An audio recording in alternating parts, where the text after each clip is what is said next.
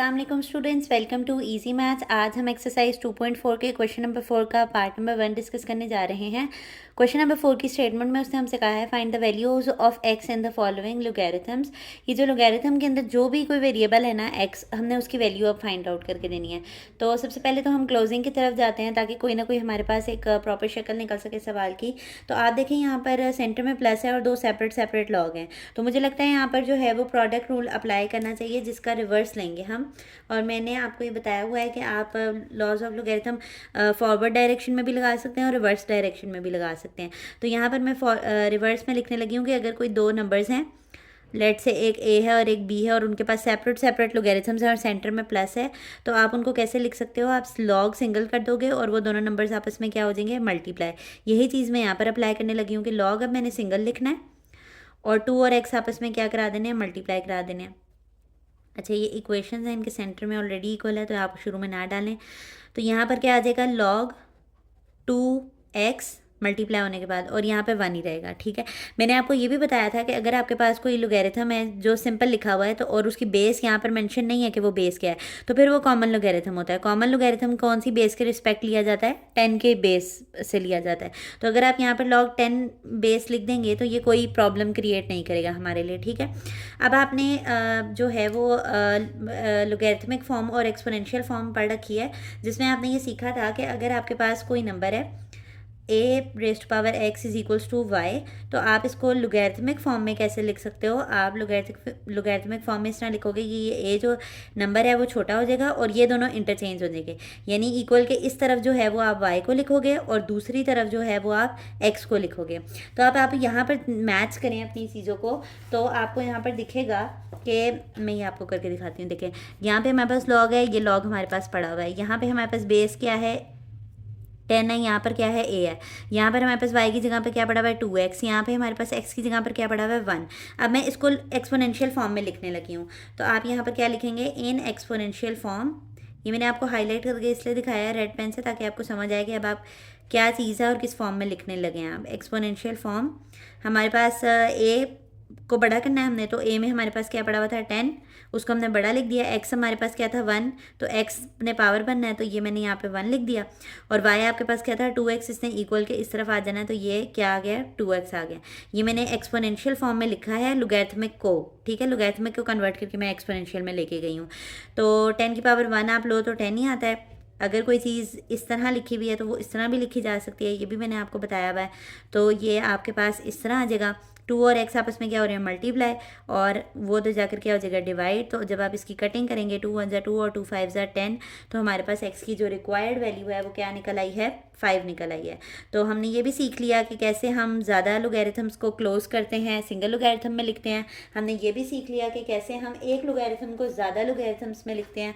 और आज हमने ये भी सीख लिया कि अगर लोगैरिथम में वेरिएबल आ जाए तो आपने उसकी वैल्यू कैसे फाइंड आउट करनी है।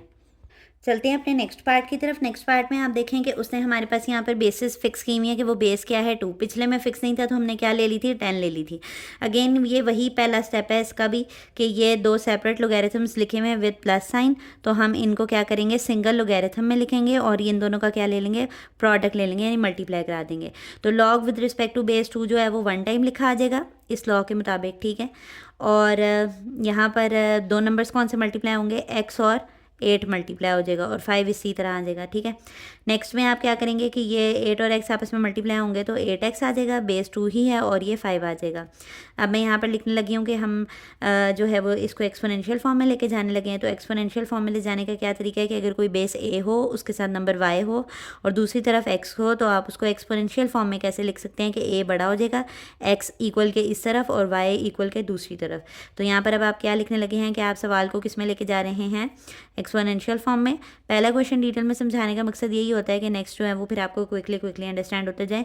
तो आप यहाँ पे देखें, ए में आपके पास क्या है? 2, और 2 को हमने क्या करना है? बड़ा करके लिखना है।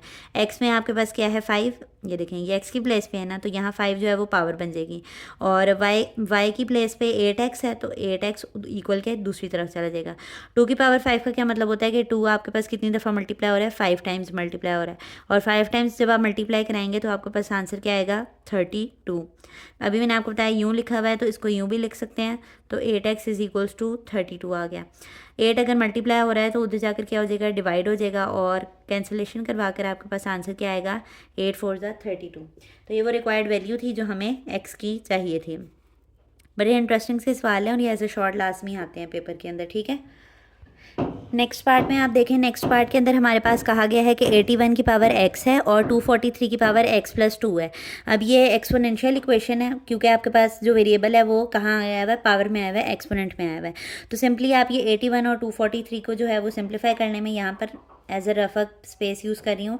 तो आप 81 का एलसीएम लें तो क्या आएगा, 3 2 ज़ा 6, 2 इधर कैरी चला गया, 3 7 ज़ा 21, 3 9 ज़ा 27, 3 3 ज़ा 9 और 3 1 ज़ा 3।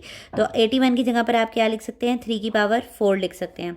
243 का भी इसी तरह एलसीएम ले लें तो 3 8 ज़ा 24 आ जाएगा और 3 1 ज़ा 3। अब ये 81 है तो जाहिर सी बात है यहाँ पर क्या आ जाएंगे, 4 दफ़ा 3 आ जाएंगे और बाकी सारे वही फैक्टर्स हैं जो भी हमने ये साइड पे लिखे हैं, ठीक है।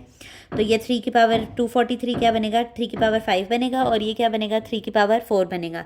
तो बस आप इसको रिप्लेस कर दें, यहाँ पर हमने क्या लिखना है, 3 की पावर 4 और यहाँ पर क्या आ जाएगा x और यहाँ पर क्या आ जाएगा 3 की पावर 5 और यहाँ पर क्या आ जाएगा x प्लस 2। आपने लॉज ऑफ इंडिसेस के अंदर सीख रखा है कि अगर किसी नंबर के ऊपर कोई नंबर है a, उसके ऊपर पावर है m और उसके बाहर भी एक पावर है n, तो वो जब डबल पावर होती हैं तो वो आपस में क्या हो जाती हैं, मल्टीप्लाई।